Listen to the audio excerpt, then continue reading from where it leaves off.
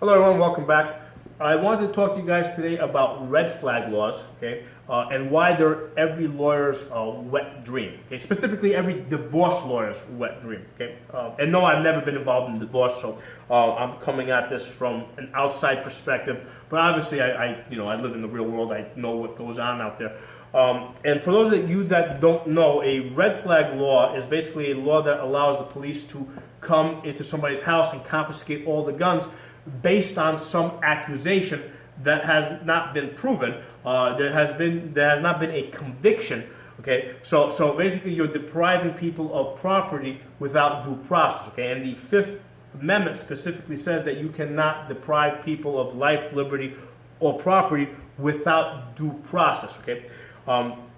Now, the way this law is going to be used is that basically, if you could look at how restraining orders are used and abused, okay, it's almost automatic these days that anytime there's a divorce case that goes to court, the lawyers on each side will ask for a restraining order, almost automatically, and the reason is because basically, hey, they get to charge more money for that additional service, okay? And then what happens is the opposing side has to go to court and try to get that restraining order removed. So now again, that's more money being generated for the lawyers as this is being argued back and forth. So restraining orders are already a money maker for lawyers, and basically they have to, it's their job to pursue these things. So now what the liberals want to do is they want to give them something else. They want to give them these red flag laws. So now they have another money maker, right? So now they can automatically go, go try to get orders to remove people's guns, right,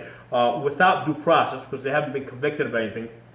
And the thing to understand there is that they almost have to do this, okay?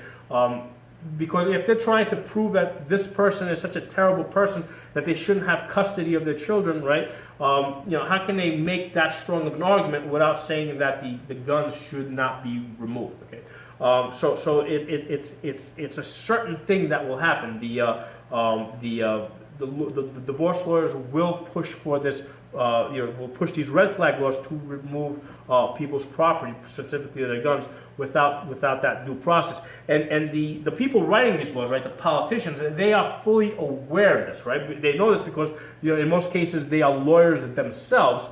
So on the one hand, they're trying to give money, they're trying to generate more work for their other lawyer friends.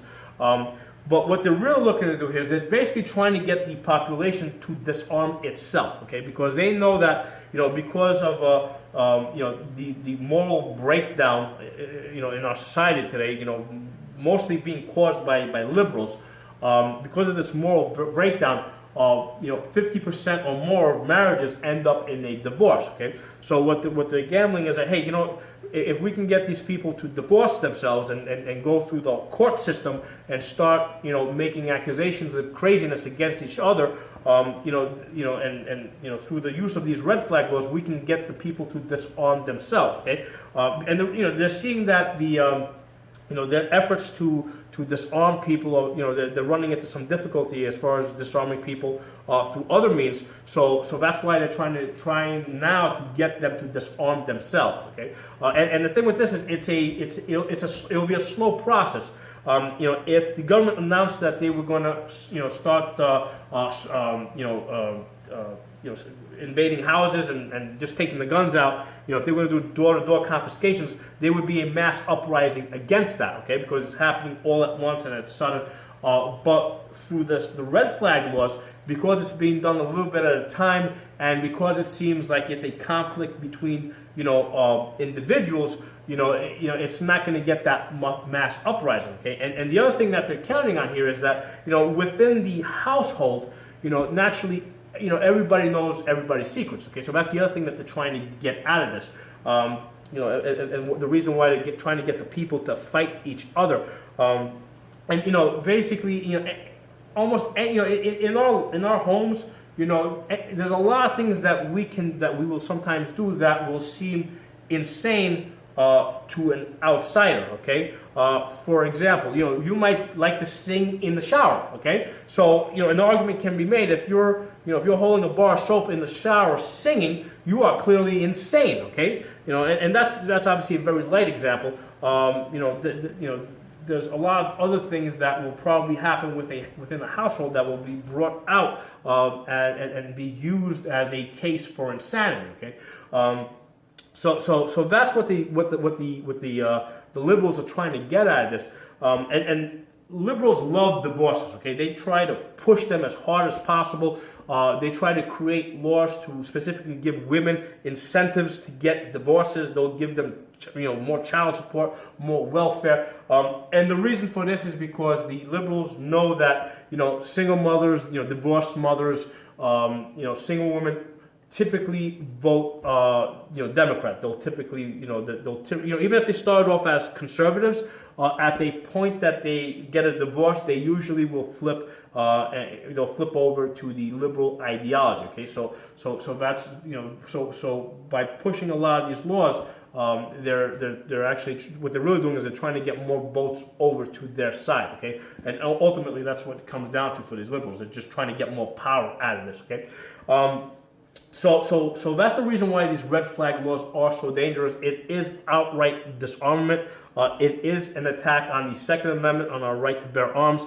It is an attack on the Fifth Amendment, okay, which is the right to due process. And the way that I would, argue, against this to a liberal, okay, is I would tell them that listen, it's in your best interest to protect the Fifth Amendment, to protect due process, okay? And the reason for that is because the day might come, okay, where you might stand accused of treason, okay? Treason against the Constitution, treason for, violating the Bill of Rights.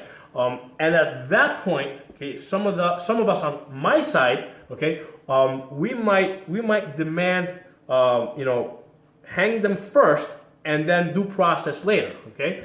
So that's something for liberals to be aware of. They might not like getting rid of due process because, if that's the case, if we're going to get rid of due process, I'm all for hang them first, try them later. Now, obviously, I'm being extreme with that to make a point. Okay, that's not I really don't believe that. But that is the danger of eroding the Fifth Amendment and the right to due process. Thanks for watching. I'll see you guys next time.